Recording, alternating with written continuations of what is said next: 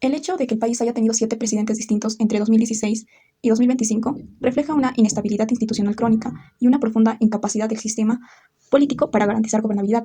La duración extremadamente corta de algunos mandatos, como el caso de Manuel Merino, que duró 5 días, o los gobiernos de apenas 1 o 2 años, muy lejos del periodo constitucional de 5 años, evidencia el ciclo repetido de destituciones, renuncias y vacancias motivadas por luchas de poder, denuncias de corrupción y crisis de confianza entre los poderes ejecutivo y legislativo.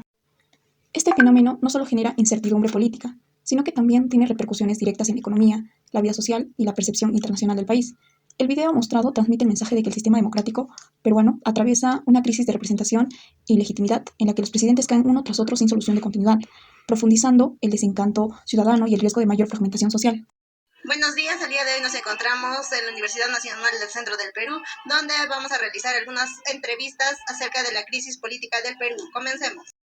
Buenos días, el día de hoy nos encontramos con un docente de la Facultad de Sociología. ¿Su nombre es? Gerardo Lázaro. La primera pregunta sería, ¿cómo describiría la actual crisis presidencial? Bueno, en realidad la crisis presidencial tiene que ver con una crisis de contradicción de las élites políticas. ¿Quién quiere gobernar el país? Y ahí es visible la contradicción entre quienes están manejando el Poder Ejecutivo y el Congreso de la República. Entonces, el que tiene el timón, el poder en general es el Congreso, y es el Congreso al final el que elige al presidente. Entonces, hay una crisis presidencial porque a raíz de una serie de normas que ha dado el Congreso, entonces el modelo presidencialista en el Perú entra en crisis. Es más un modelo, ¿cómo diríamos? Un modelo donde el que determina quién es presidente es el Congreso de la República. Entonces ahí hay un proceso, digamos, de algo así de despresidencialización en el país. Ahora, ¿cómo resolverla? Ese es un tema de cómo arreglas el tema de la representación política en el Congreso. Es decir, que sea una representación política de repente mucho más democrática, ¿no? Y no una representación de repartija como la que tenemos el día de hoy. Entonces, ¿por qué? Porque este Congreso lo que ha hecho es reformar una serie de artículos de la Constitución Política, de tal manera que esas nuevas, digamos, normas de revisión de la Constitución Política les ha dado la potestad de ser los que manejan la elección de los presidentes de la República. Ante esto, ¿cuáles serían las consecuencias que llegaría a darse, ¿no? Bueno, la crisis es visible.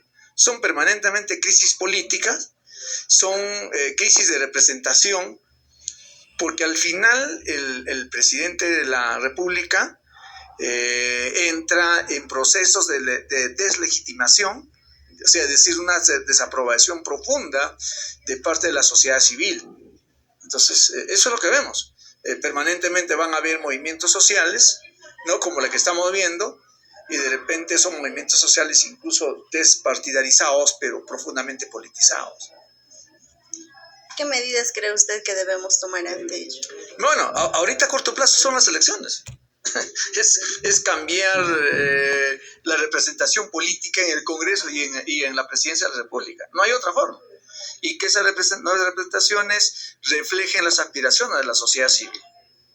Creo que no hay otra forma. Ya, muchas gracias. Buenos días, hoy nos encontramos con el profesor Udi César Espíritu Orihuela, docente de la Facultad de Sociología de la Universidad Nacional del Centro del Perú. Hoy le vamos a hacer unas preguntas sobre la crisis presidencial del Perú. Bueno, la primera pregunta sería, ¿cómo describiría la actual crisis presidencial? Muy bien, a ver. El contexto político en el país en estos últimos quinquenios está enfrentando una crisis a todo nivel y eso está perjudicando a los demás sectores como es economía, medio ambiente, minería, agricultura, desarrollo social, educación, etcétera, etcétera. Esto se debe, si nos remontamos a la constitución o formación o fundación de la República del país. Si nosotros hacemos un análisis exhaustivo de la historia política del país, nos vamos a dar cuenta que siempre los partidos políticos han estado en crisis y esa crisis ha repercutido a toda la sociedad peruana. Ahora, si bien es cierto, en los años 70, 80, 90, producto del conflicto armado, del terrorismo, el país se ha organizado más aún. Eh, a partir de los años 90, con el gobierno de Alberto Fujimori, algunos tienen la posición de decir que es el punto de quiebre donde los partidos políticos han entrado en crisis. Pero hay otra posición que lleva una corriente contraria y dicen que no.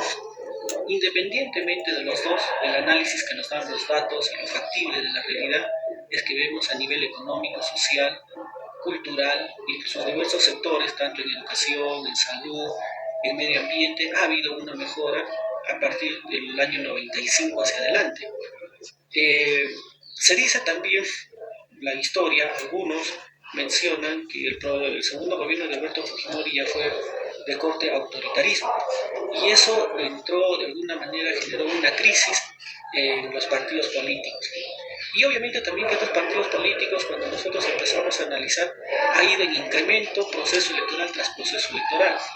Si bien es cierto, en los años 80 mirábamos que participaban en un proceso electoral entre 6, 7 partidos políticos, para los 90 ingresaron a 12, 13 partidos políticos, para el año 2000 hubo casi la misma tendencia, al 2005 es donde se incrementan a 18, 15 partidos políticos, al 2020 llegamos a 30 casi partidos políticos, y ahora para estas elecciones llegamos en promedio a 40 partidos políticos.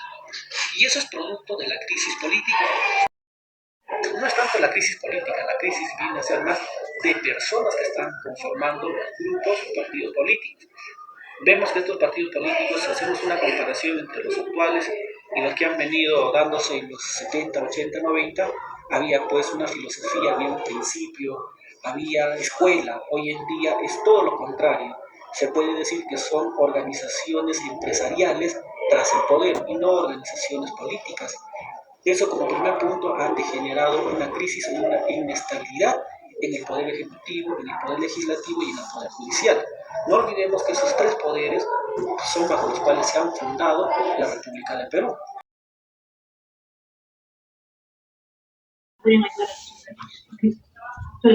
Las medidas inmediatas es que se cumplan las leyes. ¿Cuál es que se cumplan las leyes? Sí. Sabemos que en El Salvador Bukele es algo bien sencillo.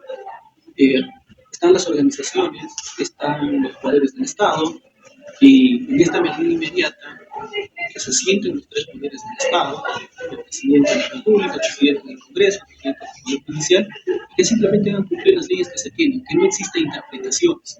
Ese es el problema que tenemos en este momento en el Ministerio Público y en el Poder Judicial, que estas personas que administran la justicia, debido a su interpretación, dejan libres a los delincuentes, protegen a personas que tienen cuestionamientos y la población es sumida y ha llevado a los créditos. Esa sería la primera acción, ¿no? Que se ejecuten las leyes tal y como están.